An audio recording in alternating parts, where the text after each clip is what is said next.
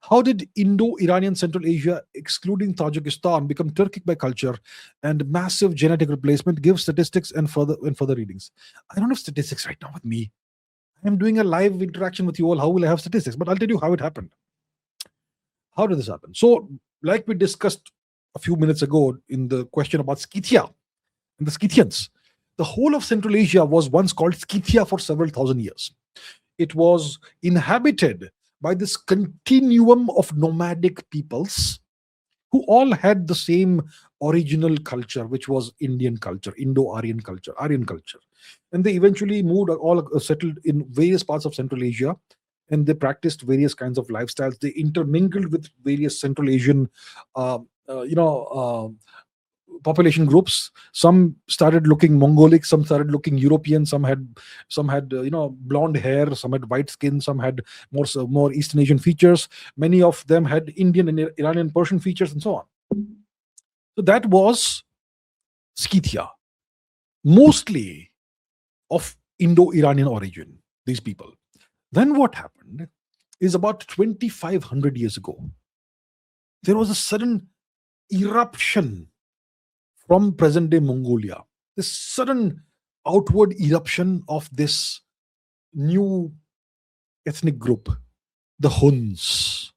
The Huns were essentially the ancestors of the Turkic peoples as well as the Mongolic peoples. The Huns suddenly explode out of Mongolia and go westwards, northwards, in all directions. And they then start these khanates and khaganates in various parts of Central Asia, etc. And they defeated the Scythians and replaced and displaced the Scythians to a large extent in Central Asia, the Huns.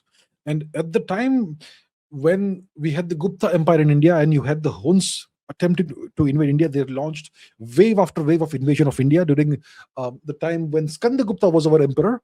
At that same time, the Huns were trying to invade Rome successfully. So that's how widespread the Huns became. And they were so powerful and so on that they essentially displaced and replaced the Scythians. So if you look at the inhabitants of nations like Kazakhstan, Tajikistan, etc. today, they will have some Scythian ancestry and a lot of Turkic ancestry. If you go to East Turkestan or so-called Xinjiang today, present day occupied by China, the people there are like 50% Indian, 50% Turkic. Okay, the people of Xinjiang. For example, let's take a look at the people of Kashgar. Okay, let's see. Kashgar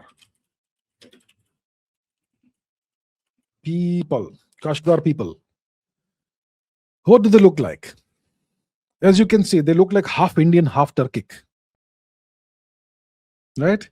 That's the people of Kashgar. Some will look more Turkic, some will look more Indian, some will even look, more Tajiki or whatever. So Uyghur people, how about them? Uyghur. So once again, Uyghur people will show all these different kinds of phenotypes.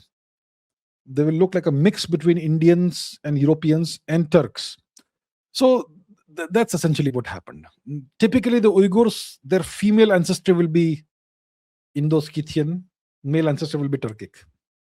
Statistics and further readings, you can look it up yourself. I don't have this off the tip of my tongue, but yeah.